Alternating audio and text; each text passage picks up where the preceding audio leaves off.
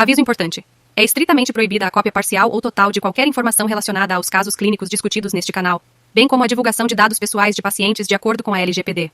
O sigilo e a confidencialidade dos pacientes são prioridades absolutas do diagnosticando e do professor Odilon Souza. Como profissionais de saúde, é nossa responsabilidade proteger suas informações e garantir o respeito à privacidade. Lembre-se de que as discussões neste canal são apenas para fins educacionais e colaborativos. Qualquer reprodução, divulgação não autorizada ou uso indevido das informações compartilhadas pode acarretar em consequências legais. Contamos com sua ética profissional e compromisso em manter a confidencialidade dos casos clínicos e a privacidade dos pacientes. Vamos trabalhar juntos para promover um ambiente seguro, respeitoso e focado no aprendizado mútuo. Agradecemos sua compreensão e colaboração nesse importante assunto. Olá, bem-vindo a mais um caso clínico do Diagnosticando. Esse caso não é um caso de difícil diagnóstico, mas ele é um caso complexo no sentido de ser um preparo para a cirurgia ortognática. E o pior, um preparo para a cirurgia ortognática de um paciente que chega para a gente com uma queixa mínima de apinhamento, muitas vezes.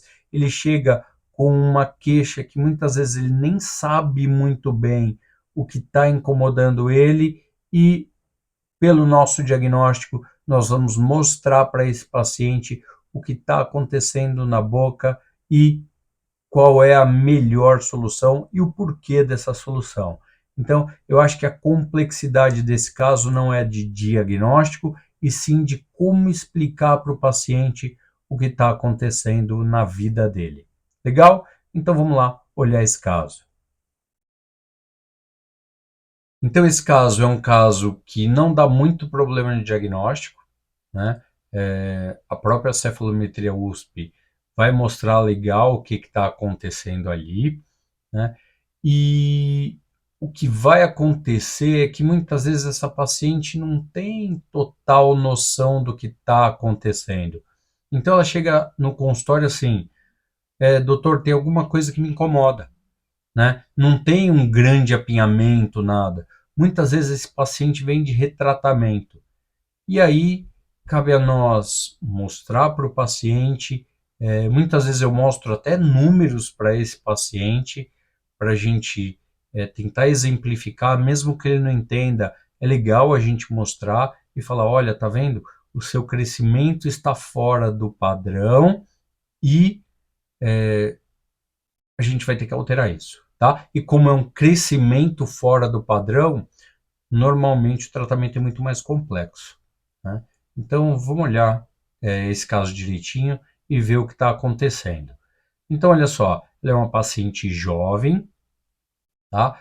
Onde a gente consegue ver aqui um rosto um pouquinho mais braque, de perfil a gente vê também um rosto bem braque, e olha só, uma mandíbula aparentemente grande, e olha esse ângulo nasolabial, super importante no nosso diagnóstico, esse ângulo nasolabial dela, tá? Na análise de sorriso, a mesma coisa, ó, aquele corredor bucal, né? Essa partezinha preta aqui quando sorri, que a gente vai ter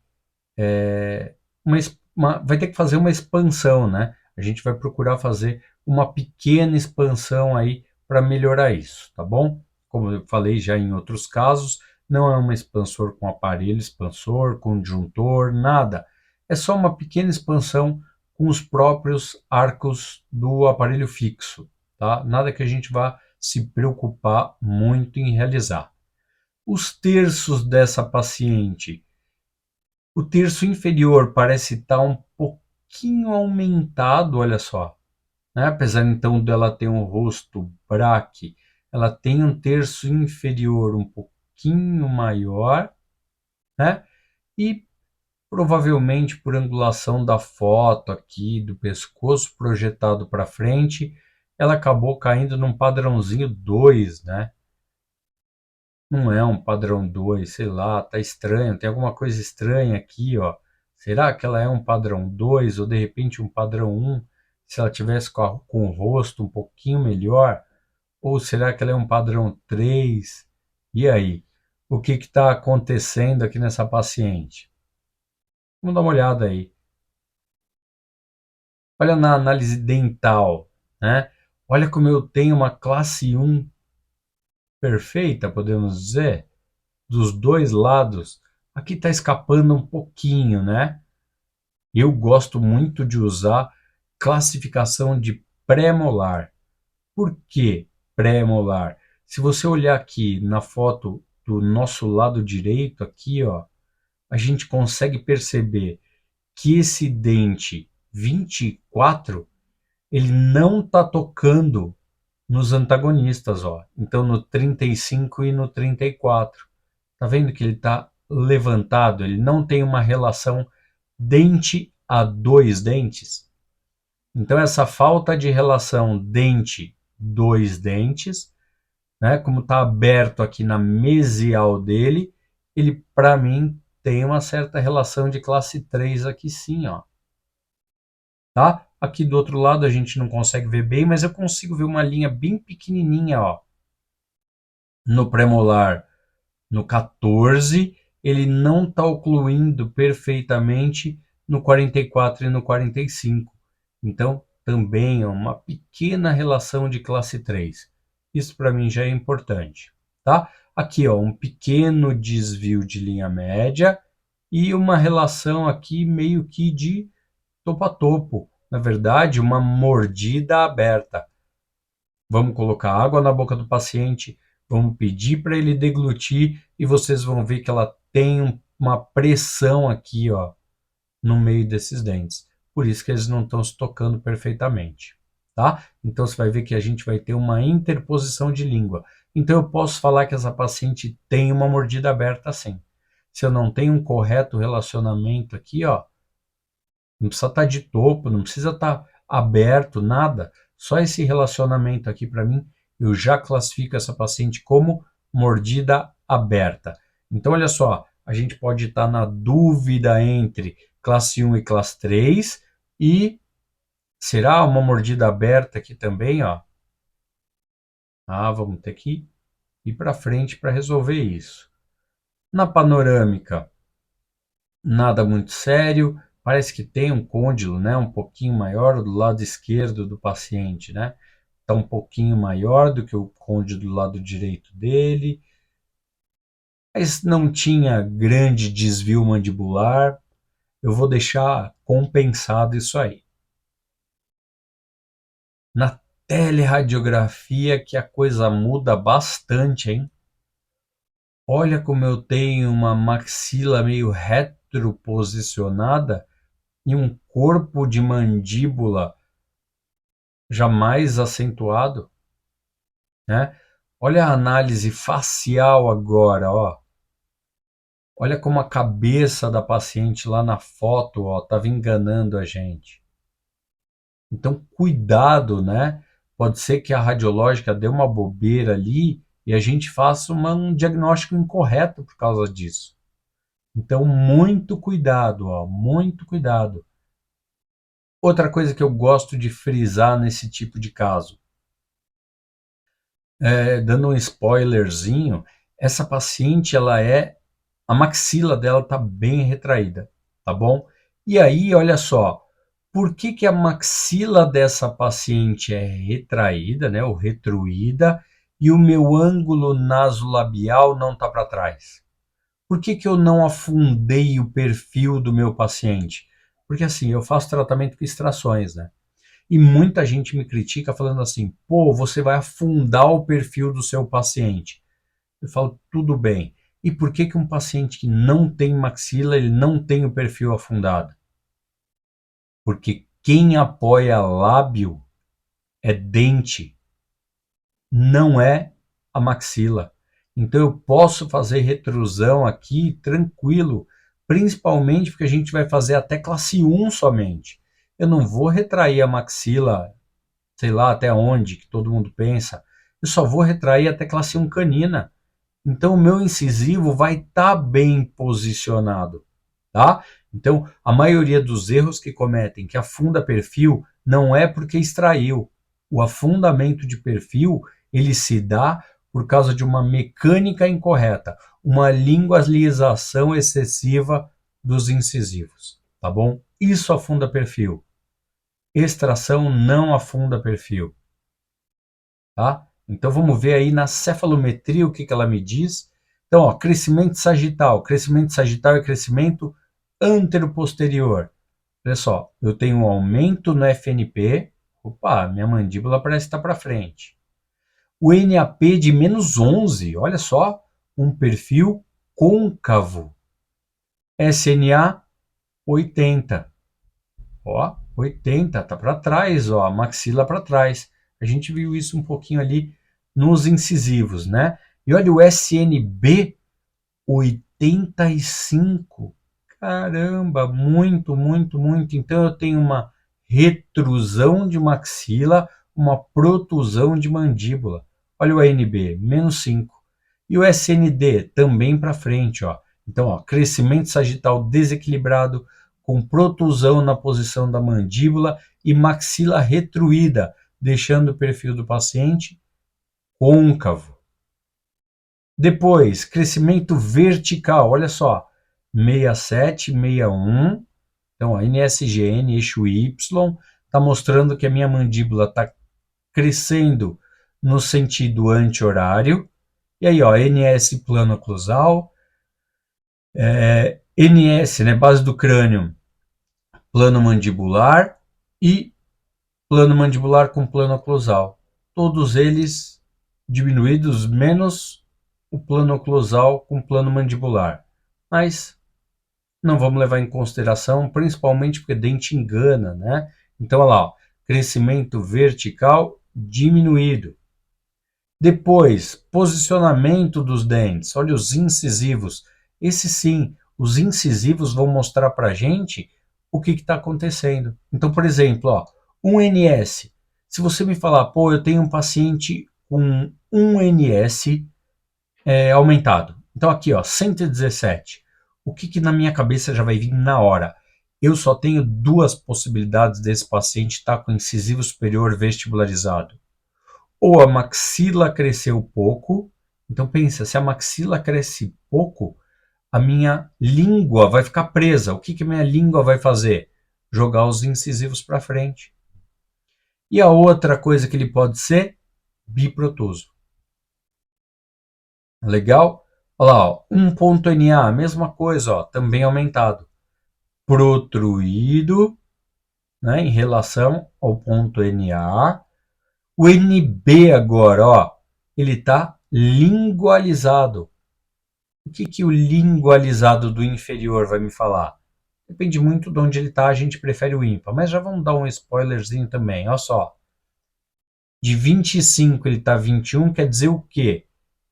Que a minha mandíbula foi para frente e o lábio está fazendo força para esse incisivo e para trás. Eu estou esticando muito o lábio, ele joga o incisivo para trás. Um NB está bem posicionado, um NP bom, né? 0,2 milímetros, não está muito fora. Olha só, de novo, um órbita era para estar 3 milímetros, está 9, bem vestibularizado, tá? E um linha também. Então, olha só, eu tenho os incisivos superiores bem vestibularizados. O superior a gente ainda vai analisar um pouquinho melhor. Bom, toda vez que eu tenho uma discrepância esquelética muito grande, não tem jeito. Perfil mole desarmônico, tá? Então o perfil mole não tá legal. Eu tenho muita sobra de tecido nela, né? Ela tem um crescimento também diminuído ali. Olha o PNB. 2, eminência 6. Então, tá desenvolvido o mento. Aí, olha só, aqui eu gosto, ó. FMA, plano de Frankfurt com plano mandibular diminuído. E o ímpar, opa, aqui o ímpar na análise cefalométrica da radiológica, o ímpar está me mostrando bom. Então, ó, em relação ao ponto NB, né, a linha NB, ele estava lingualizado. Em relação ao plano mandibular, ele está bom. Vamos lá. Cefalometria simplificada. Ângulo goníaco ímpar e o 1.NS. Vamos ver o que está acontecendo aqui. Ângulo goníaco inferior 71, o padrão é 72. Tá? Então estou bem próximo. O ímpar, o normal 87, na radiológica, né, ele deu 87, eu acabei medindo 85. O 1.ns 110, então aquilo, ó, né, a gente já tinha visto, eu só confirmei a medida. Olha como eu tenho uma vestibularização. Se eu tenho uma vestibularização, eu tenho uma maxila retruída ou uma biprotusão. No caso, o ímpar tá bom, então a mandíbula tá boa, ela não é biprotusa. Então, a maxila que está retruída. Então, qual é o diagnóstico? Verticalmente está legal. A mandíbula está legal. E a maxila que está para trás. Olha que facinho. De novo, verticalmente ele está legal, porque o padrão é 72. O ímpar está 85. A mandíbula cresceu um pouquinho, mínimo. Quem está errado? A maxila. E o diagnóstico? Como é que ele está? O diagnóstico é de classe 3 por maxila. Certo? Todo mundo tinha conseguido enxergar isso? Tá? Não estava tão difícil. A gente percebia, precisava ver se a mandíbula estava boa, de um tamanho bom ou não, ou se ela estava excessiva, né? Mas pelo nasolabial e pela inclinação de incisivo, e classe 1, né? Normalmente, lembra da classificação de Engel? Na classificação de Engel, o Engel falava, o classe 3 ele está em mesioversão, quer dizer, a mandíbula está protruída. Então a relação lá dos molares ia estar em 3. E o dela estava em 1. Então, ó, classe 1, mostrando que a minha mandíbula estava bem posicionada. Quem estava errado? Maxila. Certo? E aí, o tratamento desse paciente? Então, o tratamento é cirurgia ortognática. Não tenho grande coisa para fazer. Tá? Não dá para compensar, não dá para vestibularizar o incisivo. Até dá, eu vou te mostrar uma opção ali, mas tem bastante problema para a gente conseguir fazer isso, viu? Então, por isso que eu falei, ele é um caso de relativamente fácil de detectar, né? Um caso relativamente fácil da gente diagnosticar, mas cirúrgico, né? Nunca é legal da gente falar com os pacientes de um caso cirúrgico. Sequência mecânica. Aqui vai ter coisa diferente, ó. É o meu princípio, né? Eu, particularmente, não mando o paciente para cirurgia sem ser com 4 extrações, tá? Por que 4 extrações? Então, ó, se a gente vai lembrar, o 14 e o 24, ele está muito vestibularizado. Como é que eu vou colocar ele para trás? A única maneira que eu tenho de colocar o 14 por 20 e o 24, né, para trás é com extração. E aí, se eu fizer só extração superior, já não está bom?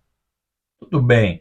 Só que você vai desinclinar o superior, e aí a hora que o cirurgião jogar a maxila para frente, porque a mandíbula está boa, ele vai terminar o seu caso em classe 2 de molar. Não vai ocluir legal, vai dar muito trabalho. Tá? Então eu já prefiro tirar os inferiores também, ó. Então os segundos pré-inferiores, mesializo, tá? E aí o cirurgião vai entregar o caso para mim em classe 1.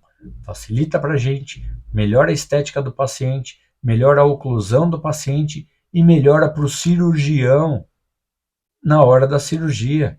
Ele encaixa isso melhor na hora da cirurgia. Então, facilita muito. Legal? Sequência de fios, a mesma que eu gosto, 14, depois o 16 até segundo molar e o 14 até segundo pré, eu quero eliminar a rotação, depois 17 por 25, 19 por 25 de Naitai. Aí a gente vai entrar com o 19 por 25 o aço para fazer o fechamento do espaço remanescente e mando o paciente para a cirurgia ortognática. E aí eu queria falar com vocês sobre o tratamento compensatório. Vamos dar uma olhadinha aqui de novo. Ó. O que eu posso fazer? Será que adianta eu vestibularizar os incisivos superiores? Na verdade, a gente até consegue, né? Eu colo bract invertido nesses incisivos, eu vou dar torque de raiz, então eu vou jogar a raiz para vestibular e depois eu vou engrenando isso de uma maneira melhor. Qual é o problema? Aqui na foto frontal, aqui, ó, na foto do meio, no dente 12, se você observar, você já vai ver a raiz, ó, do 12. E isso basicamente vai estragar o nosso tratamento compensatório desse paciente, tá? Então não dá para fazer por causa desse 12, ó. Eu não posso dar torque vestibular de raiz se a minha raiz já está aparecendo aqui, ó, tá? Então, infelizmente, não é uma mecânica viável. O tratamento compensatório dela, o que eu vou fazer? Se eu alinhar e nivelar somente, ó, eu vou jogar esses incisivos mais para vestibular. Eu vou piorar o caso, eu perco o guia.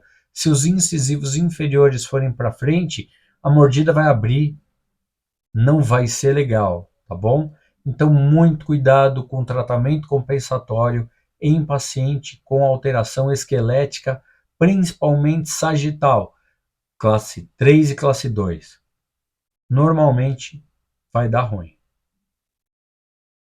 Certo? Então, ó, é um caso legal, um caso de classe 3 por maxila, tá? Busquem essa informação, converse com o paciente, mostre para o paciente, mostre o ângulo nasolabial dele, porque quando ele sorri, essa cortina, né, esse lábio superior vai expor muito os dentes e vai expor também um testão gengival aí bem grande. Então, dá uma conversada com o paciente, mostra para ele, ele sabe que tem alguma coisa estranha, que ele não sabe, não entende muito bem o que é. Ele sabe que o sorriso dele não é legal, tá? Então, converse, explique para ele e desenvolva com ele aí o melhor tratamento possível. Legal? Mais uma vez, muito obrigado. Até o próximo caso.